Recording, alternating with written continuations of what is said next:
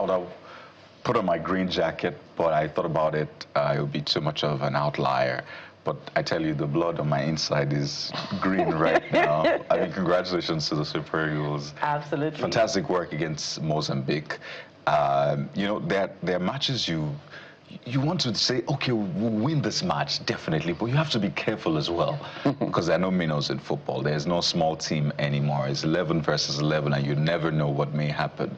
So we approached that match with some cautious optimism, because you remember our World Cup qualifiers, how we had lots of hopes we'll top this group, we'll win all our matches, and here we are, ladies and gentlemen, not going to the World Cup, but it is exciting to see the outcome of yesterday's match on the field, 4-0 in favor of Nigeria's Super Eagles. I know that there were other talking points, but I want us to focus on the win for now. They will now talk about the talking points, because I bet you didn't see this coming, did you?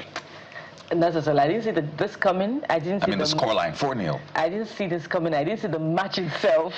That was actually my question. So, I'm not ashamed to confess it, but the scoreline sends, you know, pleasant emotions down my bones. And I wonder what, you know, is responsible for this. Is this, you know, sometimes adversity is good. Failure to go to the World Cup seems to have fired up the Eagles in you know, hyperlative energy, and they're delivering. This is about the 4th match, and we've been recording victories. In this particular one, the Super Eagles did not concede even half a goal, and for that we're grateful. I don't know if it also has anything to do with this you know, very good to watch jersey. You know, it's very attractive from the pitch as well. And, you know, I'm so excited. Jeffrey is the most excited. Jeffrey is always positive, even when... I am very excited. Yeah. So they were very consistent. If you watch them, they were super consistent. They played their game. Mozambique, to be very fair, is not quite a big deal, but when it's at the AFCON, you cannot rule out any club. So it was absolutely necessary that we built on our 9 points, where we emerged from the group with 9 points, came to this match. So psychologically, we were fired up, and now we're even more fired up with 4 goals in our advantage going to the quarterfinals. So congratulations to Eric Shell. Congratulations to the boys who came to the game to do what the boys know how to do. But it's still early days, because as you go in and go further, it's getting tougher and, you know, more difficult. So we hope that they're going to maintain this particular momentum. So Mozambique, for me, the fear I have is that when you win like this against a very, not too much of a strong team, don't go into the next match with too much of overconfidence. So take each match, it's a case-by-case situation. So we hope that this is good psychology for them. 9 points, 4 goals against Mozambique in the round of 16 to the round of 8, which is called the quarterfinals. We hope they are going to deliver. But as you said, I'm super excited. When I was on PoliticsToday yesterday, I did announce that I'm going to watch this match. You know, so because I love victory. One of the things I like about football, I wanted to be a footballer first. Then the second part is that is one point that everybody's united, literally. I even said that the terrorists, they kind of wait for whatever happens at the pitch. You know, everybody's just happy to see victory. So we're grateful to the boys, we're grateful to the coach, we're grateful to everything, for everyone who played a key role to make sure that we recorded this particular victory. So up next, we're going to get ready for the next match. But sorry, South Africa, they're on the way out, they're on the way back to Joburg. This is not their time. So congratulations to the neighboring Cameroon, who have actually done their bit. And I must also say big congratulations to Mali. Shocked everyone, literally. I think Tunisia is heading back home at the end of the day. So who surprises. After this, we'll find out after today. After today's match, yes. The quarterfinal is on Saturday, and as much as we're celebrating this victory, we must speak to what played out yesterday on the pitch. Nigeria's star Victor Osimhen literally stormed off just right after the match. He didn't celebrate with his colleagues, and that sort of left a bad taste. So you could see that as much as he wanted to celebrate, there was still that sour point. And what happened?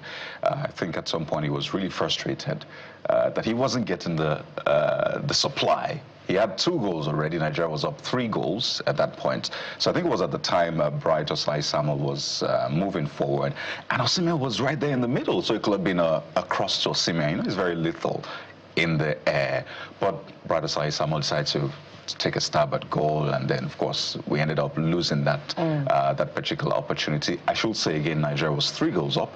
Osimhen had 2 goals already, and then after that there was an outburst from him saying, "Come on, you should have given me that ball. Come on, let's."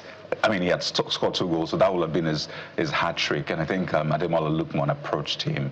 I'm not sure what was said, but some people said, he said, "Well, you have 2 goals already," and he was saying, "Well, it's a team sport, right? Absolutely. Let's do this together." But then things spiraled. The captain, indeed, he approached him. That's approached Victor Osimhen. Osimhen wasn't having it. In fact, it took Mozambican players to come separate the fight, in quote, but Osimhen was not having it. He, just said, I don't want to hear it, and he literally just stopped, participating in the game. In fact, he said to have asked the coach to sub him at that point, which, of course, after Eric Schell took him out, and eventually Osimhen left. He didn't celebrate with the players. But here's the point. A lot of people have different takes about it, saying Osimhen shouldn't have that kind of attitude. It's team sport. At the end of the day, we won. I mean, you can't score all of the goals. But I think the lesson to take out of this is, first off, Eric Schell has a big problem on his hands. He has lots of high flyers in that team. We have 2 complete 11s in that sense. He can choose not to use this 11, and he can fall back to the subs, and he'll still have a good team. So everybody wants to show how good they are. So that's a big headache for him, which is a good headache, I should say, the fact that we have good players. But secondly, is the fact that I think there's actually a point in what Osimhen did. I don't like the attitude. He could have handled it better, particularly because it was in front of everybody. You can handle it backstage. So the attitude wasn't quite good. But I think the lesson for all of us is we shouldn't be wasteful. Right, as a people, as a nation, we should not be wasteful. Let's try as much as possible to make the most of all of the things we had. To be fair with you guys, Nigeria could have won that game 9-0.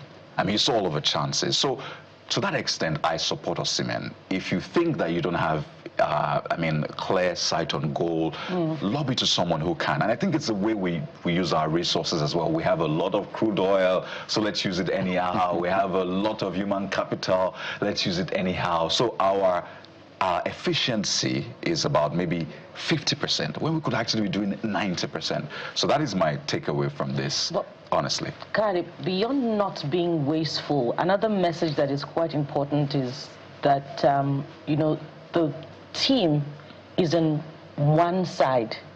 The enemy is the other team, not the green. The green is supposed to be one family, and this certainly comes as a surprise, because after the last game, which the Super Eagles also won, I recall Cecilia celebrating the team and commending the exceptional team spirit deployed to creating the set pieces that got us the goals after that match. So when there is discord in this particular game, then we should be asking questions of what may have transpired in the minds of the Super Eagles individually, and of course collectively as a team. What is going on, behind the scenes, behind the doors in the dressing rooms of the Super Eagles. And to support that, you do have a very important point that Eric Schell has a job of work to do in uniting the Super Eagles such that they do not see each other as enemies, but of course as members of one family who must defeat the other enemy in that sense of the word, not necessarily enemy, but the opposing teams. Absolutely. We want to bring the trophy home, and if we're fighting over who gets the ball in the net, then we're not ready yet. Football is a game of passion, and people like Osimhen, who is passionate about being quite lethal, I can understand where it's coming from. But you must also understand it's a team sport as well. So the way you manage the atmosphere around the team, it commands a lot of respect, not just among the players, but across the country. So you must remember, right now, Osimhen is a leader, not just as a footballer. He can influence a lot of things on and off the pitch. But he has to manage his temper properly so that it doesn't spare his good intentions. There's a way you can actually pass across your message without making it quite embarrassing for your teammates who may be looking at you in a certain way, because it's a team sport. Osimhen has actually done a lot of assists. Lukman has done a lot of assists as far as this tournament is concerned. Yeah. So I can see it. In fact, there was a particular one. It was on the run. Just a through pass would have done the damage, or like this close to damage, but he didn't see it. If you know Osimhen very well, if he's at a vantage position and you don't give him the ball, he literally gets frustrated. Yeah. Well, he's young, he's growing, he's going to grow out of it. But for now, we will just manage him. But he should check it, he should watch it.